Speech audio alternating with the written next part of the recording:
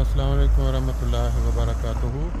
دوستو، آج 21 مارچ 2025 ہے اور جمعۃ المبارک کا خاص دن ہونے کے ساتھ ساتھ آج 20واں روزہ ہے، یعنی رمضان المبارک کا آخری عشرہ جو ہے وہ شروع ہو چکا ہے۔ آپ کے سامنے لا الہ الا اللہ محمد رسول اللہ لکھا ہوا نظر آ رہا ہے۔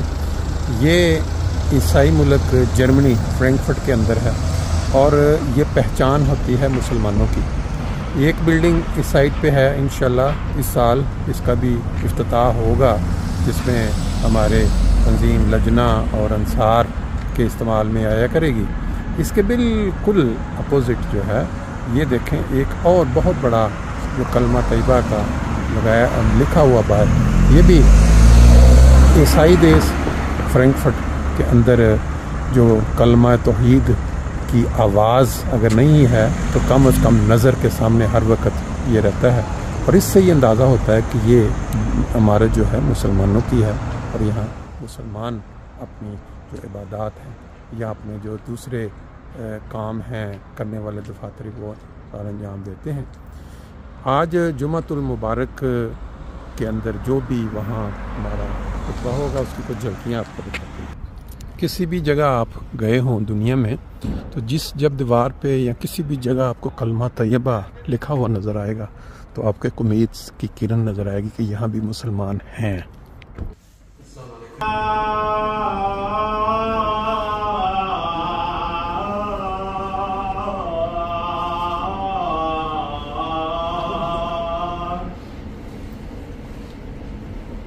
حی علی الفلاح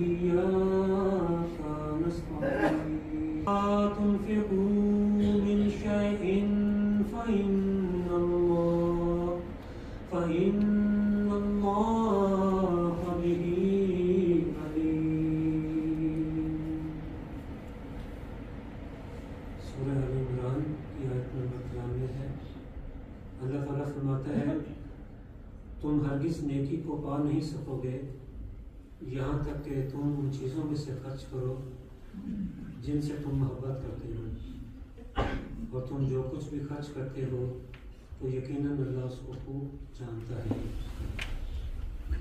رمضان المبارک اور اللہ تعالیٰ کی راہ میں ہماری قربانی، یہ دونوں چیزیں آپس میں بہت ہی زیادہ جڑی ہوئی ہیں۔ ہمارے آقا مولا استقدس محمد مصطفیٰ صلی اللہ علیہ وآلہ وسلم کی زندگی کو اگر دیکھا جائے تو آپ کے متعلق صحابہ یہ بتاتے ہیں کہ آپ رمضان المبارک میں مالی قربانی اس طرح کیا کرتے تھے جیسے کوئی تیز آندھی چل رہی ہو، اور اس کی نصیحت نبی کریم صلی اللہ علیہ وآلہ وسلم اپنے صحابہ کو بھی فرمایا کرتے تھے۔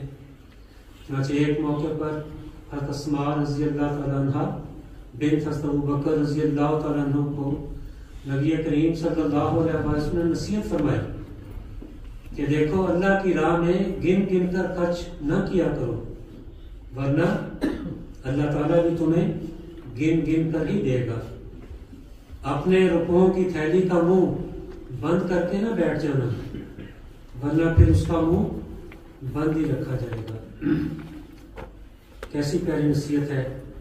فرمایا جتنی طاقت ہے کھول کر خرچ کیا کرو، کیونکہ نبی کریم صلی اللہ علیہ وسلم کا اپنا نمونہ بھی یہی تھا۔ اور مختصراً اگر غور کرے انسان تو دنیا میں اسے کوئی ایک شخص بھی ایسا نہیں ملے گا جو یہ کہے کہ چونکہ میں نے خدا کی راہ میں خرچ کیا تھا اس لیے میں فقیر ہو گیا ہوں، یا اس کی اولاد لوگوں کے سامنے ہاتھ پھیلاتی ہوئی نظر آئے چونکہ ہمارے والد محترم نے اللہ کی راہ میں دل کھول کر خرچ کیا تھا اس لیے ہم فقیر ہو گئے۔ ہاں، اس کے الٹ ایک نہیں، ہزاروں نہیں، لاکھوں واقعات ایسے ہیں کہ جنہوں نے خدا کی راہ میں خرچ کیا ان کے لیے خدا تعالیٰ نے غیب سے رزق کے سامان پیدا فرمائے۔ تو یہ اللہ کی سنت ہے جو جاری سنت ہے، ہمیشہ کے لیے ہے، ہر فرد کے لیے ہے، مرد کے لیے ہے، عورت کے لیے ہے، بچوں کے لیے ہے۔ حضرت مسیح موعود علیہ السلام نے بھی اپنی جماعت کو اللہ تعالیٰ کی راہ میں خرچ کرنے کی تلقین فرمائی۔ فرمایا یہ مت خیال کرو کہ مال تمہاری کوشش سے آتا ہے بلکہ خدا تعالیٰ کی طرف سے آتا ہے، اور یہ مت خیال کرو کہ تم کوئی حصہ مال کا لے کر یا کسی اور رنگ سے کوئی خدمت بجا لا کر خدا تعالیٰ کے اس فرستادہ پر کچھ احسان کرتے ہو، بلکہ یہ اس کا احسان ہے کہ تمہیں اس خدمت کے لیے بلاتا ہے۔ انسان کے دل میں عموماً یہی بات ہوتی ہے کہ میں روزانہ اتنے گھنٹے خون پسینہ ایک کر کے مال کماتا ہوں، اتنی میں نے کوشش کی ہے، محنت کی ہے۔ تو حضرت مسیح موعود علیہ السلام نے ہماری رہنمائی فرما کر ہماری نیتوں، ہماری سوچ کو، ہمارے ارادوں کو تبدیل کر دیا ہے۔ فرمایا یہ خیال ہی دل سے نکال دو کہ تمہاری محنت کا نتیجہ ہے، یہ خدا کی طرف سے آتا ہے، اور جو مال خدا کی طرف سے آئے وہ بہت ہی بابرکت ہوتا ہے۔ وہ صرف اس شخص کو ہی نہیں بلکہ اس کی نسلوں کو بھی برکتیں عطا کرتا ہے۔ مسلم موعود رضی اللہ تعالیٰ عنہ نے رمضان المبارک میں تحریک جدید کے وعدے کی 100% ادائیگی کو پسند فرمایا، اور 29 رمضان المبارک کی دعائیہ تقریب میں ان خوش قسمت مخلصین کے لیے خصوصی دعا کی روایت قائم فرمائی۔ آپ نے تحریک جدید اور رمضان المبارک کے مشترکہ اسباق بیان کرتے فرمایا کہ تم رمضان سے فائدہ اٹھانا چاہتے ہو تو تحریک جدید پر عمل کرو، اور اگر تحریک جدید کو فائدہ پہنچانا چاہتے ہو تو روزوں سے صحیح فائدہ اٹھاؤ۔ تحریک جدید یہی ہے کہ سادہ زندگی بسر کرو اور محنت اور مشقت اور قربانی کا اپنے آپ کو عادی بناؤ۔ یہی سبق رمضان تمہیں سکھانے کے لیے آتا ہے، اور جس غرض کے لیے رمضان آیا ہے اس غرض کے حاصل کرنے کے لیے جد و جہد کرو۔ ہر شخص کو کوشش کرنی چاہیے کہ اس کا رمضان تحریک جدید والا ہو، اور تحریک جدید رمضان والی ہو۔ رمضان ہمارے نفس کو مارنے والا ہو، اور تحریک جدید ہماری روح کو تازگی بخشنے والی ہو۔ اور جب میں نے کہا کہ رمضان سے فائدہ اٹھاؤ تو دراصل میں نے تمہیں سمجھایا کہ تم تحریک جدید کے اغراض و مقاصد کو رمضان کی روشنی میں سمجھو، اور جب میں نے کہا کہ تحریک جدید کی طرف توجہ کرو تو دوسرے لفظوں میں نے تمہیں یہ کہا ہے کہ تم ہر حالت میں رمضان کی کیفیت اپنے اوپر وارد رکھو، اور صحیح قربانی اور مسلسل قربانی کے اپنے اندر عادت ڈالو۔ جو رمضان بغیر سچی قربانی کے گزر جاتا ہے وہ رمضان نہیں، اور جو تحریک جدید بغیر روح کی تازگی کے گزر جاتی ہے وہ تحریک جدید نہیں۔ بس 28 مارچ 2025 سے قبل اپنی تحریک جدید کے 100% وعدوں کی ادائیگی فرما کر 29 رمضان مبارک کی دعائیہ فہرست میں شامل ہونے کی کوشش کریں۔